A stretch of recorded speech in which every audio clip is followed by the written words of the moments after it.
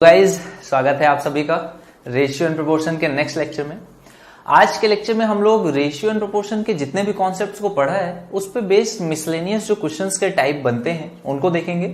और इसमें बहुत सारे अच्छे अच्छे क्वेश्चंस हैं, कुछ टाइप हैं जिन पे बेस्ड क्वेश्चंस कई बार एग्जाम में पूछे जाते हैं, तो इनको हम लोग आज की क्लास में सीखेंगे। ठीक है, पहला क्वेश्चन है आपके सामने। देखिए क्या कह रहा है, ए बी सी के पास कुछ सिक्के हैं। इनिशियली कुछ अमाउंट है, कुछ रुपए के फॉर्म में होगा या सिक्कों के फॉर्म में है। ए प्रत्येक बी और सी को, ए बी और सी दोनों को क्या बोल रहा है, उनके 1/3 के बराबर सिक्के देता है। फिर बी वही प्रक्रिया दोहराता है, यानी ए और सी को उनके 1/3 के बराबर सिक्के देता है, और उसके बाद सी भी वही प्रक्रिया दोहराता है और उनमें से सभी के पास अब सिक्कों की संख्या समान है। इस तरह का क्वेश्चन आपको बहुत बार मिलेंगे।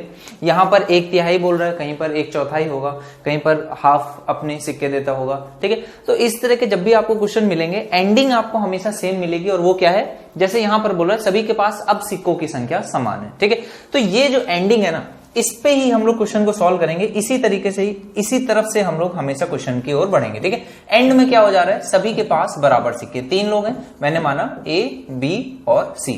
ठीक है, इस तरह से कुछ क्वेश्चन को स्टार्ट करना है। अब देखो हो क्या रहा है कि हर बार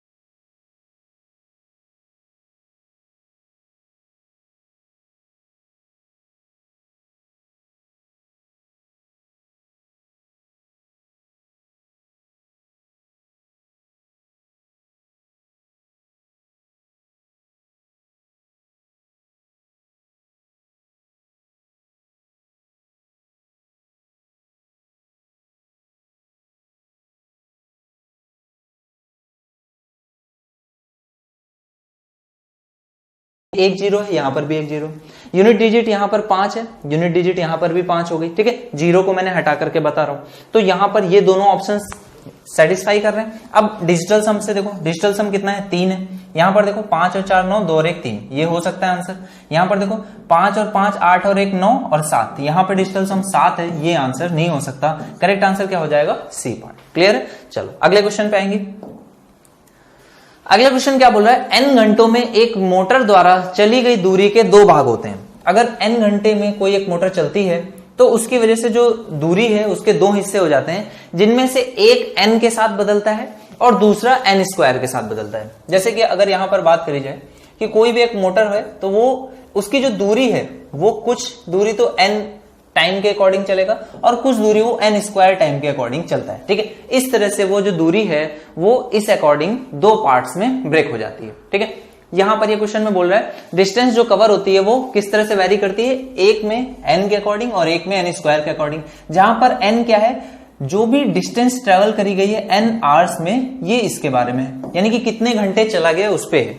अब क्वेश्चन में बोल रहा है यदि मोटर छठे घंटे में 64 किलोमीटर तथा 10वें घंटे में 104 किलोमीटर की यात्रा तय करती है तो मोटर द्वारा 5 घंटे में चली गई दूरी क्या होगी। अब देखो यहां पर ये डिस्टेंस है, डिस्टेंस के लिए अब आपको एक फॉर्मूला बनाना पड़ेगा। तो देखो मैंने आपको बताया था कि यहां पर अगर ये n के प्रोपोर्शनल है तो एक कांस्टेंट ले लेते हैं k, और एक यहां पर किसके n स्क्वायर के प्रोपोर्शनल है तो एक कांस्टेंट ले लेते हैं m, ठीक है। तो ये इस तरह से हो जाएगा, यानी कि n की वैल्यू यहां पर पुट करेंगे तो एक जगह पर n है, एक जगह पर n स्क्वायर है, इन दोनों के कांस्टेंट है क्योंकि प्रोपोर्शनल है, 2 हिस्से में ब्रेक कर रहे हैं। तो इस तरह से मैं इसकी एक इक्वेशन बना लेता हूं, ठीक है। अब देखो क्वेश्चन में लेकिन प्रॉब्लम यह है कि यहां पर बताया गया कि n घंटे में n के साथ बदलता है, जहां पर n क्या है, n घंटों में चली गई दूरी। लेकिन यहां पर बताया क्या जा रहा है आपको कि छठे घंटे में इतनी तथा 10वें घंटे में इतनी। यहां पर ये नहीं बोला जा रहा है कि 6 घंटे में कितनी दूरी तय करता है, यहां आपको सिर्फ ये बोला जा रहा है कि छठे घंटे में कितनी दूरी तय करता है। तो देखो इस बात को भी समझिए, जैसे मोटर चली होगी तो कुछ उसने पहले घंटे में दूरी तय करी होगी, फिर 2 घंटों में, फिर 3 घंटे में, फिर 4 घंटे में और फिर 5 घंटे में। 5 घंटे में कुल इतनी दूरी उसने अगर तय करी हो, तो अगर मैं बोलूं कि एक और घंटे की बात करी जाए तो एक और घंटे इस तरह से यहां पर ऐड हो जाएगा, ये छठा घंटा हो जाएगा, ठीक है। तो ये अगर मैं क्या करूं 6 यहां पर पुट कर दूं, कहां पर, इस इक्वेशन में, तो ये मुझे क्या देगा, 6 घंटों में चली गई दूरी। और इसी इक्वेशन में अगर मैं 5 पुट कर दूं तो ये मुझे क्या देगा, 5 घंटों में चली गई दूरी। तो 6 में से जब मैं 5 घटा दूंगा तो वो जो दूरी आएगी वो मुझे क्या पता चलेगा, सिर्फ और सिर्फ छठे घंटे में जितनी दूरी तय करी गई वो मुझे पता चलेगा। क्लियर है। तो यहां पर आपसे यही क्वेश्चन में दिया गया है कि इस छठे घंटे में जो तय करी गई दूरी है उसे आपको निकालना है। तो कैसे करोगे आप, इस इक्वेशन में, ये जो आपने इक्वेशन बनाई है इसमें सबसे पहले 6 पुट करोगे। तो 6 पुट करने पे कितना आ जाएगा, 6k प्लस 6 का स्क्वायर यानी कि 36m, ठीक है। ये 6 घंटों में कुल दूरी आ गई। ये जो वैल्यू है ये कितनी, ये आपको वैल्यू दिखा रहा है ये वाली, ठीक है। ये कुल दूरी आपने यहां पर निकाल ली है, ये आपकी कुल दूरी आ गई, ठीक है। इसके बाद अब आप क्या करोगे, इसमें से घटाओगे, कितना घटाओगे, 5 घंटों में ये जो दूरी तय करी इसको घटा दोगे, ठीक है। तो ये घटाओगे तो कितना आ जाएगा, माइनस में आ जाएगा 5k और ये कितना आ जाएगा 5 का स्क्वायर यानी कि 25m। और ये क्वेश्चन में किसके बराबर दिया गया, 64 के। 64 किलोमीटर कितने, छठे घंटे में तय की गई दूरी है। इसी तरह से आपको अगर 104 निकालना है तो ये कितना आ जाएगा, कौन से घंटे में तय की गई दूरी है, ये 10वें घंटे में। तो 10वें घंटे के लिए आपको क्या करना पड़ेगा, पहले 10 से 10 की प्लस 10 का स्क्वायर 100m और इसको माइनस करना होगा किससे, 9 घंटों में तय की गई दूरी से, ठीक है। तो 9 घंटों में तय की गई दूरी निकाल लोगे, ये कितनी आ जाएगी, 9k प्लस में 9 का स्क्वायर 81m, ठीक है। तो यहां से देखो 2 इक्वेशन बन जाएंगी k और m में, उनको आप सॉल्व कर लोगे, आपका आंसर आ जाएगा। देखो 6 में से 5 जाएगा, कितना बचेगा k, तो ये इक्वेशन में यहां पर लिख रहा हूं k प्लस 36 में से 25 घटेगा, कितना आ जाएगा 5, 6 और 4 10, ठीक है। सॉरी 6 और यहां पर कितना बचेगा 5, 11। तो ये आ जाएगा 11m। ये वैल्यू आपको कितनी दी गई, 64, और यहां पर कितनी दी गई है, यहां पर आपकी वैल्यू 10 में से 9 जाएगा तो यहां पर भी k बचेगा, और 100 में से 81 जाएगा तो ये आ जाएगा 19m, ठीक है। ये वैल्यू आपको कितनी दी गई है, 104, ठीक है। तो इसमें से क्या करोगे, 19 में से 11 को घटा दोगे तो 8m बचेगा। 8m की वैल्यू कितनी आ जाएगी, 104 में से 64 घटाओगे ये आ जाएगा 40, यानी कि m की वैल्यू कितनी आ जाएगी 5। अगर m की वैल्यू 5 है तो आप क्या करोगे, ऊपर वाली इक्वेशन में पुट कर दो, m की वैल्यू 5 यहां पर पुट कर दोगे तो कितना आ जाएगा, ये आपकी वैल्यू आ जाएगी m की वैल्यू 5 यानी कि 55, 64 में से घटेगा तो कितना आ जाएगा, 5 और 4 9, तो k की वैल्यू कितनी आ जाएगी 9। ये आपका k और m की वैल्यू आ गई। क्वेश्चन पूछ रहा है 5 घंटे में चली गई दूरी, तो 5 घंटे में चली गई दूरी आपको निकालनी है, ये 5 घंटे में चली गई दूरी है, इसमें पुट कर दो, या फिर आप चाहो तो यहां पर पुट कर सकते हो। k और m की आपके पास वैल्यू आई गई, कितनी है 9, और 5 घंटे में बोला है तो 5, और m की वैल्यू कितनी आ गई 5, और 5 घंटे में तय की गई दूरी 25। ठीक है, तो ये आपका आ जाएगा 25 पंचे, ये कितना आ जाएगा 125, और 9 पना 45, तो ये कितना आ जाएगा 40 और 20 60 और 70। ठीक है, तो 170 किलोमीटर इतनी दूरी उसने 5 घंटे में तय करी होगी। सभी को समझ में आ गया? बेसिक क्वेश्चन है, आपको बस ये अगर इक्वेशन लिखना आता है तो बाकी इस क्वेश्चन में कुछ खास नहीं है, सिर्फ और सिर्फ आपको सॉल्व करना है, 2 इक्वेशन बनानी है। ओके चलो, अब ये जो क्वेश्चन है ये मैंने आपको कराया था लास्ट क्लास के एंड में, और मैंने आपको इसको एलिगेशन से करना सिखाया था। आज हम लोग इस पे एक और बहुत अच्छा कॉन्सेप्ट सीखेंगे, जो कि मैंने आपको बोला था खुद से एक बार ट्राई करना है। चलो, जितने बच्चों ने ट्राई किया बहुत अच्छी बात है, जिन बच्चों ने नहीं ट्राई किया कोई प्रॉब्लम नहीं, आप इसको यहां पर देखो और सीखो। इस मेथड को सीखना बहुत जरूरी है, बहुत ही इंपॉर्टेंट मेथड है एलिगेशन का, ये बेसिक्स है। ठीक है, एलिगेशन ना बोल करके इसको आप बेसिक उसका समझो और इस तरह से करना सीखो। ए और बी की मासिक आमदनी का अनुपात कितना है, 3/4 है। क्लियर? ये 3/4 अनुपात है। अगर मैं इनको अलग अलग बोलूं कि उसकी आमदनी अलग अलग क्या है, तो एक कांस्टेंट ले लेता हूं x, और यहां पर ये x, तो ये क्या हो जाएगी, ए की मासिक आमदनी यानी कि इनकम, तो ये इनकम का आपको वैल्यूज मिल गई, कितनी कितनी है 3x और 4x। और उनके खर्चे का, उनका जो एक्सपेंडिचर है उसकी वैल्यू कितनी है, मैं एक कांस्टेंट ले लेता हूं 4y, तो ए और बी का जो एक्सपेंडिचर है वो भी आपको मिल जाएगा कितना, 4y और 5y। क्लियर? अब आपको क्वेश्चन में बोल रहा है इनमें से कौन सा मान उनके बचत का मान हो सकता है। देखो बचत का मान होता क्या है, आपकी इनकम में से अगर मैं इसका एक्सपेंडिचर खर्च कर दूं यानी कि घटा दूं, तो ये कितना आ जाएगा 3x माइनस 4y, अपॉन में यहां पर कितना आ जाएगा, क्योंकि अनुपात चाहिए तो दोनों को घटाना पड़ेगा, तो 4x में से कितना घटा दो 5y। ठीक है, ये आपकी वैल्यू आ जाएगी। अब इसके बाद यहां तक अगर आप आ गए तो इसके बाद देखिए, अब यहां पर मैं जो चीजें बोल रहा हूं बहुत ध्यान से समझना है। यहां पर x की वैल्यू अगर मैं बहुत बड़ी ले लूं, बहुत बड़ी का मतलब कितना, 1000, 2000 या फिर 10,000 या 20,000 ले लूं, और y की वैल्यू 1 रहे, तो 10,000 में से 4 घटाया जाए, 30,000 में से 4 घटाया जाए, 40,000 में से 5 घटाया जाए, क्या कोई खास फर्क पड़ेगा? आपका जो फाइनल रेशियो आएगा वो कितना आएगा, 3/4 आने वाला। बात समझ में आ रही? देखो यहां पर ये इसको सॉल्व करने के बाद एक नंबर मुझे मिलने वाला है। अगर मैं x की वैल्यू बहुत बड़ी ले लेता हूं, यानी कि इनफाइनाइट को अप्रोच करती हुई वैल्यू ले लूं, तो x ही मैटर करेगा, y उस पर कोई मैटर नहीं करेगा। क्यों मैटर नहीं करेगा?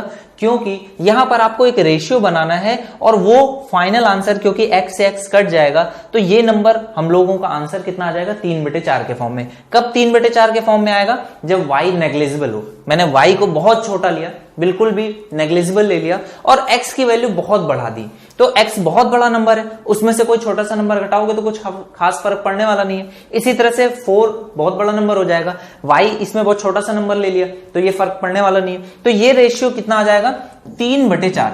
यानी कि अगर मैं एक एक्सट्रीम कंडीशन पे जाऊं जहां पर x को मैं बहुत बड़ा नंबर ले लूं, तो ये कितना आ जाएगा, 3/4। इसी तरह से अगर मैं दूसरी एक एक्सट्रीम कंडीशन पे जाऊं जहां पर मैं y को बहुत बड़ा कर दूं, बहुत बड़ा नंबर इनफाइनाइट के आसपास 10 करोड़ 20 करोड़ रख दूं, y को इधर भी 10 करोड़ 20 करोड़ रख दूं, x की वैल्यू बहुत छोटी रखूं, 1 या 0.5, इस तरह से कुछ वैल्यूज रखूं, तो ये नंबर्स बहुत छोटे हो जाएंगे, नेग्लिजिबल, माइनस से माइनस कट जाएगा, ये दोनों नंबर्स का रेशियो कितना आ जाएगा, 4/5। तो इससे अब आपको एक चीज समझ में आनी चाहिए कि अगर x, देखो 2 ही कंडीशन हो सकती है, या तो x y से बड़ा होगा या x y से छोटा होगा। तो अगर y एक्सट्रीम कंडीशन पे बड़ा होगा तब जो आंसर आ सकता है वो आपको पता है। अगर x y से बड़ा है, यानी कि पहले y बड़ा है तो जो आंसर आ सकता है, अगर x बड़ा है तो जो आंसर आ सकता है। ये दोनों आंसर्स का आपको मैंने एक वैल्यू बता दी कि इस नंबर की, आप इसको चाहो तो करके भी देख सकते हो भाई, इस नंबर की यहां पर आप x और y की जो चाहे वैल्यू ले लो। आप अगर एक्सट्रीम पर जाओगे तब एक आंसर आपका आएगा 3/4, और एक एक्सट्रीम पर जाओगे तब आपका आंसर आएगा 4/5। ये आंसर कब आएगा? जब आप y को, जब 3/4 कब आएगा? जब आप y को ऑलमोस्ट 0 कर दोगे, और 4/5 कब आएगा? जब आप x को ऑलमोस्ट 0 पुट कर दोगे, ठीक है, जो कि रियलिटी में नहीं होता है। आइडियल कंडीशन है ये, इन पे ऐसा नहीं होता है। इसका मतलब क्या होता है कि इस रेशियो का, ये जो रेशियो है इसकी वैल्यू इन दोनों के बीच में ही कहीं पर रहने वाली है, इन दोनों के बीच में कहीं पर रहने वाली। तो इन दोनों के बीच में आप चेक करोगे, और इसी चीज को मैंने आपको एलिगेशन के थ्रू समझाया था। एलिगेशन भी यही कॉन्सेप्ट होता है कि दो, जब भी हम लोग मिक्सचर्स को मिलाते हैं, तो अगर एक में एसिड है, दूसरे में दूसरे कंसंट्रेशन का एसिड है, तो जो भी फाइनल कंसंट्रेशन होता है वो उन दोनों के बीच में ही रहता है, कभी उससे बाहर नहीं जा सकता, ठीक है। तो यहां पर भी सेम चीज होगी। ये जो दो कंसंट्रेशंस हैं, ये जो 3/4 और 4/5 है, जब आप इनको मिलाओगे तो कभी भी आपका जो आंसर है वो इसके बाहर नहीं जा सकता, यानी कि इसके बीच में रहने वाला है। तो देखो, ना तो कभी वो 3/4 हो सकता है, ना ही कभी वो 4/5 हो सकता है, ठीक है। और यहां पर देखोगे ये क्या है, 9/10 है।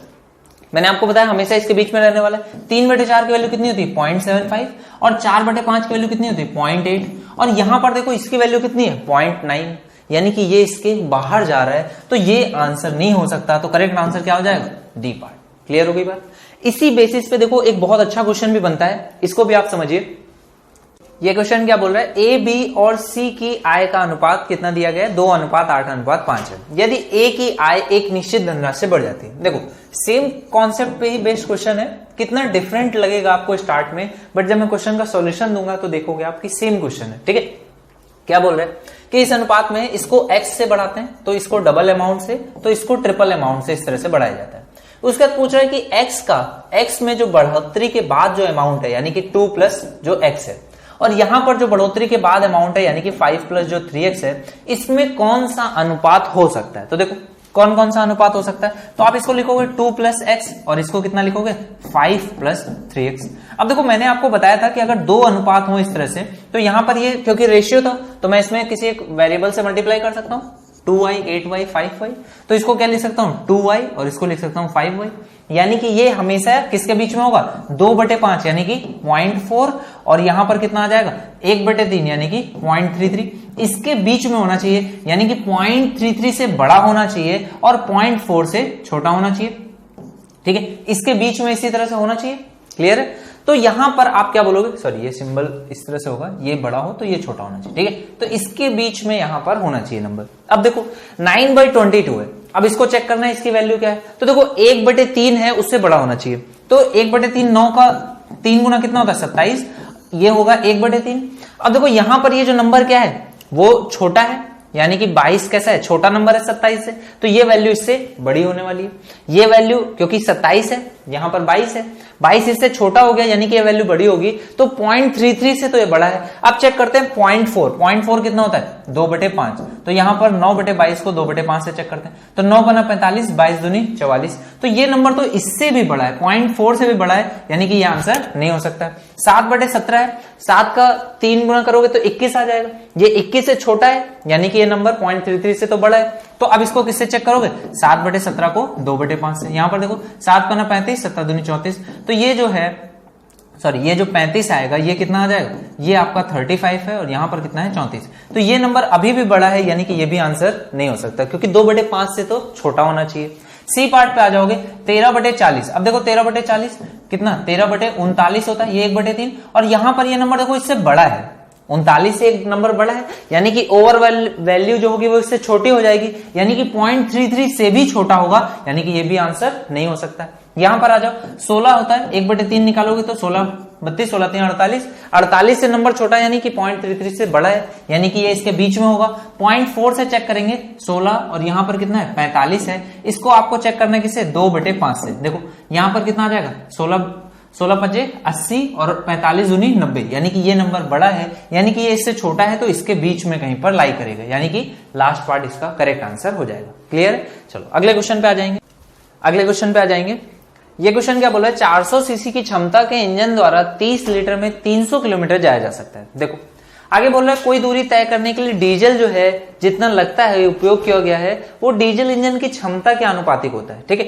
तो यहां पर कितना डीजल लग रहा है, पहले तो आप ये लिख लो कि जो डीजल लगने वाला है वो कैसा होता है, डायरेक्टली प्रोपोर्शनल है जो भी उसकी सीसी है यानी कि क्षमता है, ठीक है। तो इसके अगर मैं कांस्टेंट ला दूं तो ये कितना आ जाएगा, के टाइम सीसी, जितनी भी उसकी कैपेसिटी है। तो डीजल कितना लगता है, यहां पर एक आपको कंडीशन दी गई, 30 लीटर में कितना लगता है, के टाइम्स, जब क्षमता कितनी है 400 सीसी है, ठीक है। तो यहां से के की वैल्यू आप निकाल लोगे, ये कितनी आ जाएगी 3/40, ठीक है।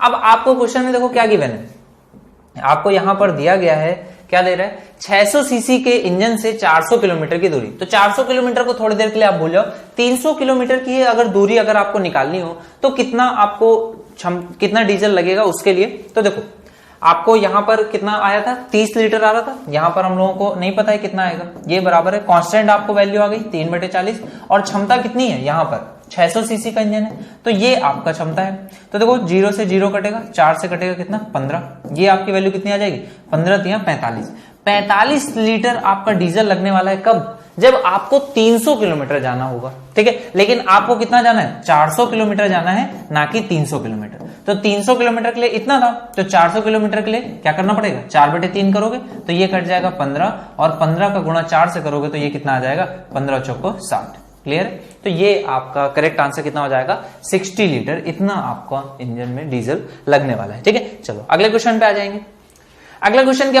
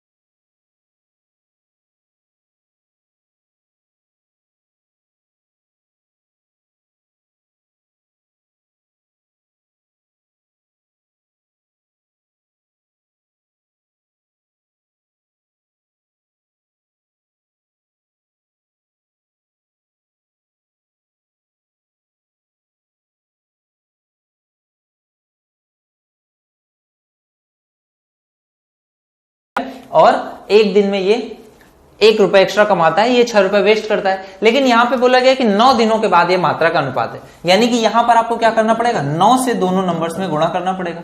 तो आप इस 9 को क्या करो, अलग रखो, यहां पर सिर्फ और सिर्फ गुणा कर दो, 10 एकम 10, 11 छंग 66, और यहां पर 10 जोड़ दोगे तो कितना हो जाएगा 76। तो ये वैल्यू कितनी आ जाएगी 76 × 9। क्यों जोड़ा है, क्योंकि अपोजिट साइन है, ठीक है, अपोजिट साइन है इस वजह से जोड़ देंगे, तो ये आ जाएगा 76 × 9। तो 1 की वैल्यू कितनी आ जाएगी, यहां पर 2 से गुणा हो जाएगा, 1 की वैल्यू आ जाएगी 9 दूनी 18।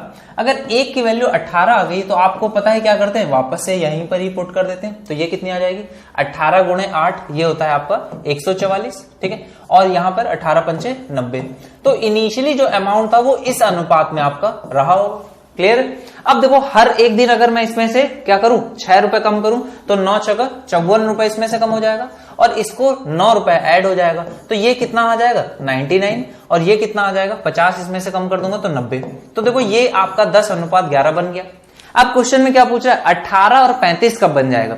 अब देखो ऑप्शंस जो हैं वो आपको गेस करा रहे हैं कि कम से कम में 5 दिन तो आपको लगने वाले हैं, तो 5 दिनों में जरा मैं इसको ऐड कर देता हूं। देखो हर एक दिन कितना 6, तो 5 दिनों में 6 पंचे 30, यानी कि 30 कम हो जाएगा, तो कितना बचेगा 60, और यहां पर 30 यानी 5 दिन में आप कितना 1-1 रुपए, तो 5 जोड़ दोगे तो कितना हो जाएगा 104। तो देखो 60 और 104 में क्या कोई रेशियो बनेगा आपका 18 और 35 जैसा। देखिए ये क्या है 7 एकम 7 3, ये तो 7 से कट ही नहीं रहे, तो यानी कि ये अनुपात आपका नहीं आने वाला है। तो छठे दिन यानी कि एक बार और जोड़ते हैं तो ये कितना हो जाएगा 105, और यहां पर आप एक बार और 6 घटाओगे तो ये कितना आ जाएगा 54 आ जाएगा। देखो यहां पर ये 9 से कटता है, सॉरी 3 से कट रहा है, 3 से काट दोगे तो ये कितना आ जाएगा 27, और यहां पर इसको 3 से काटोगे तो ये कितना आ जाएगा 3 त्रिका 9, और 3 यहां पर 15 हो जाएगा 35। तो ये आपका अनुपात कितना बन रहा है सॉरी 3 से काटोगे तो ये आ जाएगा 18, 2 से काटने पर 27 आएगा, 3 से काटने पर ये आ जाएगा 18, यानी कि 18:35 ये अनुपात बन रहा है। तो करेक्ट आंसर क्या हो जाएगा? बी पार्ट इसका करेक्ट आंसर हो जाएगा। थोड़ा सा हम लोगों ने ऑप्शंस की भी मदद ली और थोड़ा रेशियो के हेल्प से भी क्वेश्चन को सॉल्व किया। जब भी क्वेश्चन ज्यादा डिफिकल्ट होता है तो सब कुछ आपको करना पड़ेगा। आपके पास जितने तरीके उनको भी अप्लाई करना है, ऑप्शंस को भी देखना है, ठीक है, क्रॉस चेकिंग भी कर सकते हो, ऑप्शंस के थ्रू ही स्टार्ट कर सकते हो। सभी मेथड्स को आप एक साथ अप्लाई करोगे तो क्वेश्चन सबसे स्पीडी वे में सबसे इजीली सॉल्व हो जाएगा। ठीक है, चलो अगले क्वेश्चन पे आ जाएंगे। एक गेंद की आयतन उसके त्रिज्या की मात्रा के संबंध खोजने की कोशिश करते समय एक छात्र ने पाया कि जब त्रिज्या 4 सेंटीमीटर थी, देखो रेडियस आपको ये तो पता ही है कि जो गेंद होते हैं उसमें और कोई भी डायमेंशन नहीं होती, उसमें सिर्फ और सिर्फ एक रेडियस होती है और कुछ उसमें आप नहीं माप सकते हो। आप अगर उसमें परिधि मापोगे वो भी उसकी रेडियस के फॉर्म में आएगी, आप उसमें एरिया कुछ भी आप मापोगे सब कुछ रेडियस के फॉर्म में रहता है, यानी कि रेडियस के ही रिलेशन में रहेगा। ये तो उसको पता था, बस वो इसमें रिलेशन खो जाता था कि आर के किस रेशियो में रहेगा। ठीक है, तो उसने क्या किया, यहां पर वो वॉल्यूम निकाल रहा था। उसने क्या चेक किया, उसने देखा कि जब रेडियस कितनी थी 4 सेंटीमीटर थी, जब ये 4 है तो यहां पर कितना है, आयतन कितना था 160 सेंटीमीटर था। ठीक है, और अब यहां पर क्या किया उसने, अब रेडियस को क्या किया 8 सेंटीमीटर कर दिया, यानी कि डबल कर दिया। ठीक है, तो यहां पर ये कितना हो गया, आप देखो 640√2 हो गया। अब देखो यहां पर इसने किससे मल्टीप्लाई किया है 2 से, और यहां पर किससे मल्टीप्लाई हो गया, 0 से 0 काट दोगे 16 चौको 64, यानी कि 4√2 से मल्टीप्लाई हो गया। तो देखो इसकी कितनी पावर, 2 की पावर अगर मैं क्या करूं तो 4√2 मिल जाए, तो आप कहोगे n की वैल्यू यहां पर ये देखो क्या है, 2 की पावर 2 और प्लस 1/2, यानी कि ये कितना है 5/2 है। तो यानी कि अगर 2 का पावर कितनी 5/2 हो, यानी कि रेडियस की पावर कितनी 5/2 होगी, तब इसको जब आप डबल करोगे तब ये 4√2 टाइम्स हो जाएगा। तब यहां पर आपका आंसर कितना आ जाएगा, n की वैल्यू 5/2। एक और मैं आपको यहां पर तरीका बताता हूं, जब भी इस तरह का कुछ प्रैक्टिकल क्वेश्चन आता है तो बहुत सारे बच्चे क्या सोचते हैं कि आपको पता है 4/3 पाई r क्यूब होगा, तो r क्यूब अगर ऑप्शन में होता है तो उसको टिक कर देते हैं। बट देखो ये चीज आपको पता होने का आपको फायदा उठाना चाहिए इस तरह से कि जो ऑप्शन जैसे 1/2 है तो ये आंसर नहीं हो सकता, क्योंकि प्रैक्टिकल में भी रियलिटी के थोड़ा आसपास में ही आंसर आता है। 5/2 जो है वो 2.5 है, जो कि 3 के बहुत नियर है, यानी कि ये आंसर हो सकता है। 1/2 आंसर नहीं हो सकता, 7/2 आंसर हो सकता है, 1.5 भी आंसर नहीं हो सकता। देखो ये 3.5 है, 3.5 2.5 ये इतना वेरी कर सकता है, बट उसका आधा हो जाए इतना भी आंसर नहीं होगा। यानी कि अगर आपको गेस वर्क भी करना हो तो आप ए और डी में ही गेस वर्क करो, और अगर बेटर ये है कि पूरा क्वेश्चन को सॉल्व करो। क्लियर है, चलो अगले क्वेश्चन पे आएंगे। अगला क्वेश्चन क्या बोल रहा है, देखो बहुत ही अच्छा क्वेश्चन है। इस तरह के जो क्वेश्चन होते हैं जिसमें उसकी वेलोसिटी का यूज करता है, इस पे बेस्ड बहुत सारे क्वेश्चन बनते हैं। इसमें आपको करना क्या होता है, पहले एक इक्वेशन फॉर्म करनी होती है, एक फॉर्मूला बनाना होता है जिसमें आप प्रोपोर्शनैलिटी का कांस्टेंट निकालते हो। ठीक है, उसके बाद इसमें वापस से वेलोसिटी निकालनी पड़ती है। ठीक है, जैसे कि यहां पर ये जो क्वेश्चन कह रहा है, क्या कह रहा है देखो इसको, एक इंजन के द्वारा कोयले की जो खपत है उसके वेग के, जो उसकी वेलोसिटी है उसके वर्ग के समानुपाती है। यानी कि अगर मैं खपत इस तरह से लिखूं ये है तो ये डायरेक्टली प्रोपोर्शनल है जो भी उसकी वेलोसिटी है उसके स्क्वायर के। ठीक है, अब क्या बोल रहा है, जब वेग 40 है, जब वेलोसिटी कितनी है 40 है, तो 40 का स्क्वायर कितना हो जाएगा 1600। तो खपत कितने की होती है 100 की। तो यहां पर अगर मैं कांस्टेंट लिख दूं k, तो k की वैल्यू कितनी आ जाएगी 1/16।